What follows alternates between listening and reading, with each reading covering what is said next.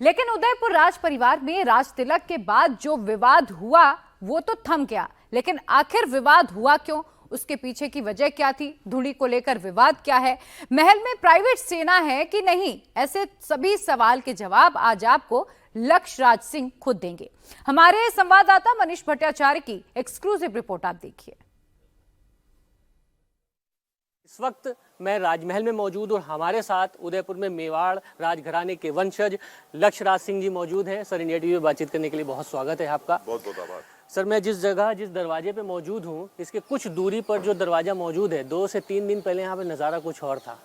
जी जी, बड़ी दुखद बात है। बिल्कुल भी अच्छा नहीं लगा कि ऐसा हुआ, पर आज इस बात की खुशी है कि एक अलग मंजर में, एक अलग माहौल में, एक अलग परिस्थिति के अंदर आप लोगों से बातचीत हो रही है, तो उस चीज़ की जरूर मुझे खुशी है। खैर, जो हुआ वो बहुत दुखद है, लेकिन अब मैं चाहता हूं कि अब आपके हम राजमहल में मौजूद हैं, तो देश दुनिया के लोग इसको देखने के लिए आते हैं। हर कोई जानना चाहता है कि लक्ष्यराज का लाइफ स्टाइल कैसा है, लक्ष्यराज जी कैसे इस महल को चलाते हैं, देखना चाहते हैं, विवाद क्या है, तमाम बातों पर बातचीत करना चाहते हैं। तो चल के बातचीत करें। स्वागत है। ये सर मेन दरवाजा जो है वो अपना बड़ी पोल है, उसके बाद में जो इसको त्रिपोलिया के नाम से जो है ये मशहूर है ये दरवाजा, तो इस दरवाजे को त्रिपोलिया कहा जाता है। और उसके बाद में ये प्रसिद्ध माणक चौक। ये सर बड़े हाथी और केज लगे हैं, इसके बारे में।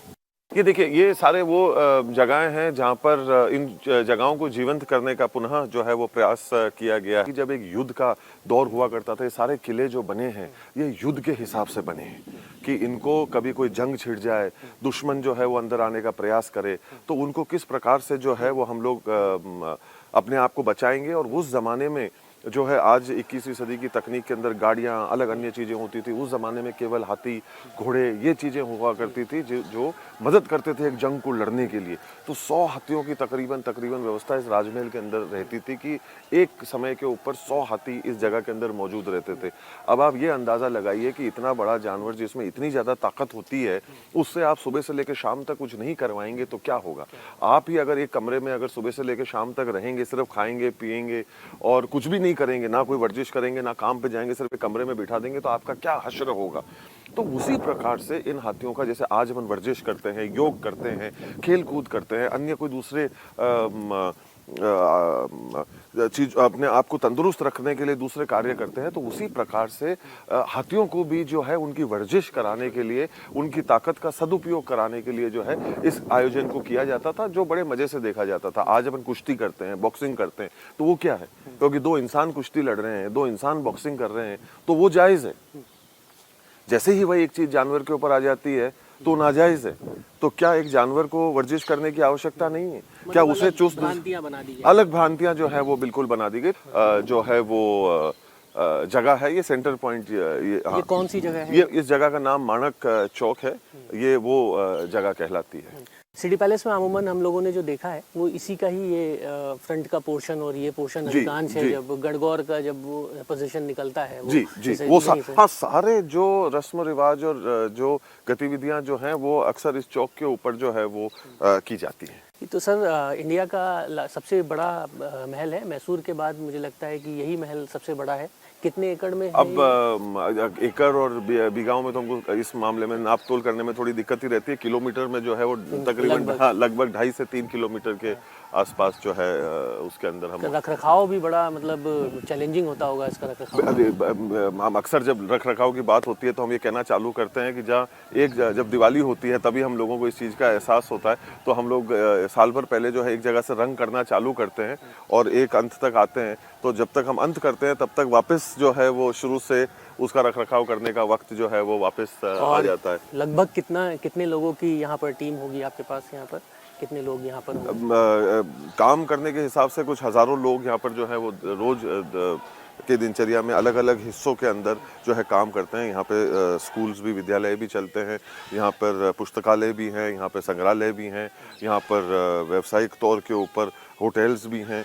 तो सारी अलग अलग चीज़ों का जो है वो मिश्रण इस कैंपस के ऊपर मैंने सुना है बाहर तमाम लोगों से कि मतलब इस यहाँ पर बताते हैं कि लक्ष्यराज जी की एक निजी सेना भी है, मतलब वो खुद की ही उन्होंने फौज एक बना के रखी हुई है, ऐसा भी कुछ है? आप जो है वो जिस रास्ते पे जाना चाहते हैं और जो सवाल आप पूछना चाहते हैं, देखिए सुरक्षा की दृष्टिकोण से जो है इतनी बड़ी जगह की सुरक्षा करना जो है वो भी एक आज की जो परिस्थितियां बनी हुई है, जो हालात हम देख रहे हैं, उसके मुताबिक जो है हम लोगों को भी जगह की सुरक्षा जो है वो करना आवश्यक है। जो लोग यहाँ पर आते हैं वो सुरक्षित आए।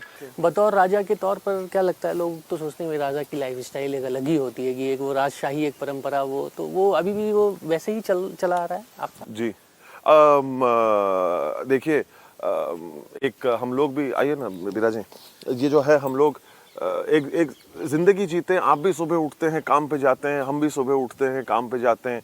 अब वो राजशाही जो एक सोच और एक काल्पनिक चीज़ें जो हम लोगों ने बॉलीवुड के फिल्मों से, कुछ किताबों से जो बना रखी हैं, वो एक मतलब बिल्कुल ही काल्पनिक तौर के ऊपर है। पर हाँ, एक व्यवस्था है, एक परंपरा है, एक संस्कृति है, एक दौर है, एक तरीका है, एक सलीका है, जिससे और कुछ नियम है जिससे जो है वो जीवन को जिया जाता है।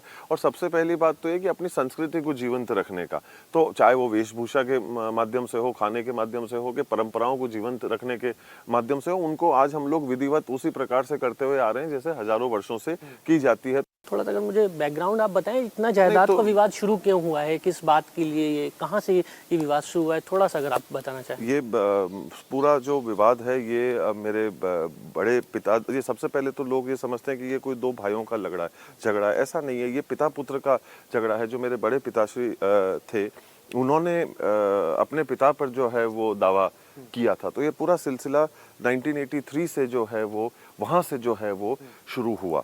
और फिर जो दायित्व लेट महाराणा साहब भगवत सिंह जी मेरे पिता पर सौंप कर गए, वो फिर पिछले 40 वर्षों से उसका निर्वाह करने का जो है वो प्रयास कर रहे हैं।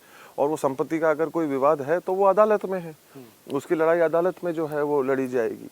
और वो कुछ हिस्सों को लेकर है, ऐसा नहीं है कि वो जो हमको दिखता है, सब कुछ जो दिखता है सारा कुछ ही ऐसा विवादित है। तो ये बात कहना जो है वो कानूनी रूप से ठीक नहीं है।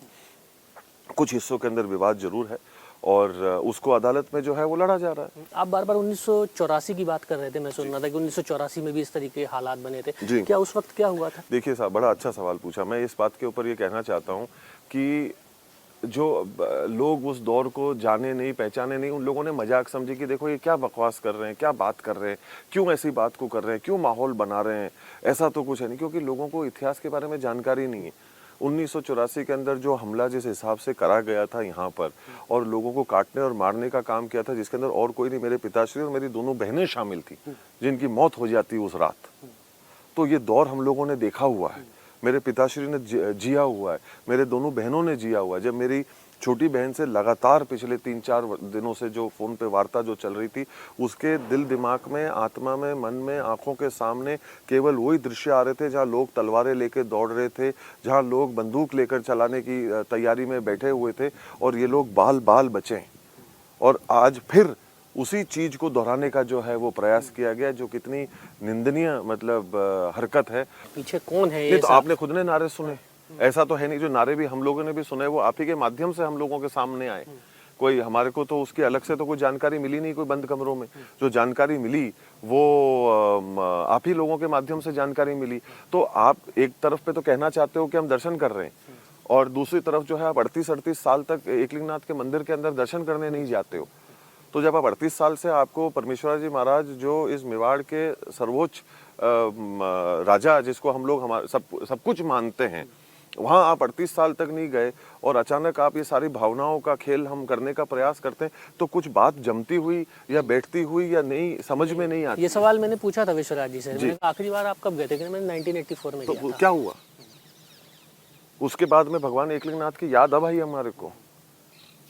तो ये कोई चीज जो है ना, तो हम लोग देखिए ये बातें कर कर, और ये ना हमारे संस्कार है, पर जब ऐसी परिस्थिति हो जाती है, ऐसे हालात हो जाते हैं, तो फिर आदमी मजबूर होता है। क्योंकि कब तक आदमी गाली सुनेगा, कब तक आदमी जो है अपने ऊपर उठाए हुए लांछन, जिसके अंदर हम लोगों का कोई दूर दूर तक लेना देना नहीं है, उसके ऊपर हम लोगों को टारगेट जो है वो किया जाएगा, ये कहाँ तक सही है? धूणी वाली जगह सर कौन सी है यहाँ से, क्या आप हमें दिखा सकते हैं, यहीं से बता सकते हैं? ये इन दरवाजों के पीछे जो एक महल है, उनके अंदर जो है धूणी की परंपरा का देखिए, मतलब धूनी की जो अहमियत है, उसकी अहमियत हमको समझने की आवश्यकता है। उसकी अहमियत ये है कि वो जगह थी जहाँ पर इस राजमहल की नींव रखी गई थी महाराणा उदय सिंह जी द्वारा। तो उसकी शुरुआत की जो जगह है, जो स्थान है, उसकी हमारे को ऐतिहासिक उसकी एक हमारी महत्वता है।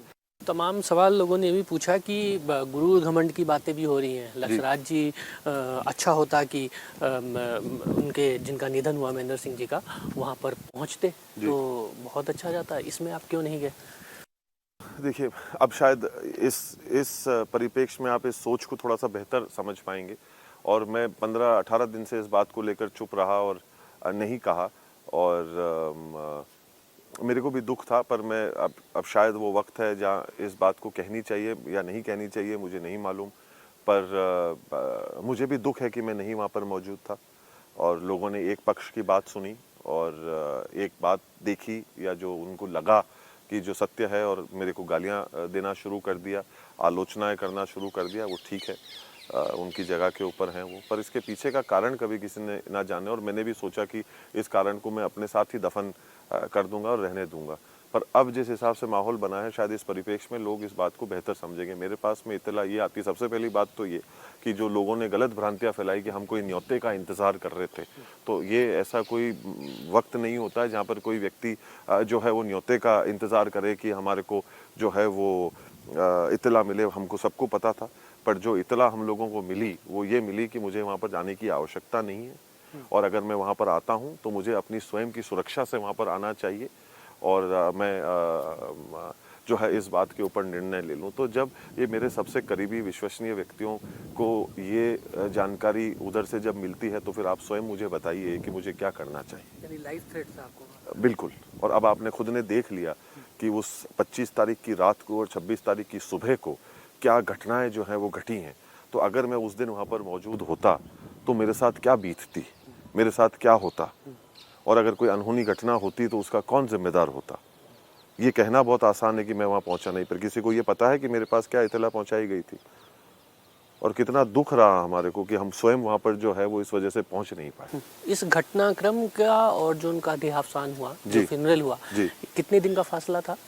10 तारीख को देवसान हुआ और कल जो है वो 25 तारीख थी, तो 15 दिन का फासला। और 15 दिन में ये घटना हो गई, और 15 दिन में ये घटना ही हो गई। मतलब आप ये कहना चाहते हैं कि सुनियोजित तरीका था पहले से? बिल्कुल, और ये अब साबित हो रहा है ना। पर मैं तब इस बात को कहता तो शायद कोई मानता नहीं, पर जो सच्चाई रहती है वो रहती, वो बदलती नहीं। पर जब पैगाम ये पहुंचाया गया कि आइएगा मत, और आते हैं तो अपनी जान और अपनी सुरक्षा की जिम्मेदारी आपकी स्वयं की होगी। अब ऐसे चौराहे पर कौन इस प्रकार की बातें करता है, कौन ऐसे जो है वो पैगाम या संदेश जो है वो पहुंचाता है। और एक मिनट के लिए अगर मैं उस बात को गंभीरता से नहीं भी लेता और कहता कि नहीं चलो ठीक है, इसमें कुछ साजिश भी हो सकती है, पर कल का घटनाक्रम देखने के बाद में तो स्पष्ट हो जाता है कि मंसूबा क्या था, सोच क्या थी और लोग क्या चाहते थे। ये घटना राजनीति से उनके जुड़ने के बाद क्यों शुरू हुई? अब ये तो वो जो सवालों के जवाब वही दे सकते हैं उनका। मतलब लोग ये पूछ रहे हैं कि भाई इतने साल का दौर चला गया, जब विधायक बने, उनकी पत्नी सांसद बनी, तो उसके बाद ये इतनी बड़ी डिजायर क्यों डेवलप हुई जबकि सब कुछ कोर्ट में चल रहा है? तो यही समझने वाली बात है कि हमारे पदों का और हमारे अधिकारों का जो है हम लोगों को दुरुपयोग नहीं करना चाहिए, और हमारे को जिम्मेदारी से उसका उपयोग करना चाहिए।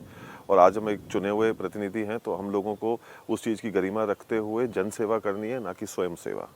एक आखिरी सवाल और, क्या पत्थरबाजी सिटी पैलेस से भी हुई थी जैसा कि आरोप लगाया जा रहा है? मैं ये कह रहा हूँ कि ये एक पूरी तरीके से एक जांच का विषय है। पहले हमला किसने किया, कौन दरवाज़ों पर चढ़ा, कौन दीवारों से अंदर घुसने का प्रयास कर रहा था, और कैसे क्या हुआ, ये एक जांच का विषय है जो मैं उम्मीद करता हूँ कि लोगों के सामने और स्पष्ट तरीके से जो है वो आए।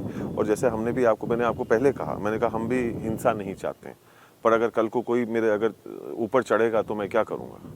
तो वो हम चाहते हैं कि जांच के माध्यम से सब लोगों के सामने आए। ठीक है, थैंक यू।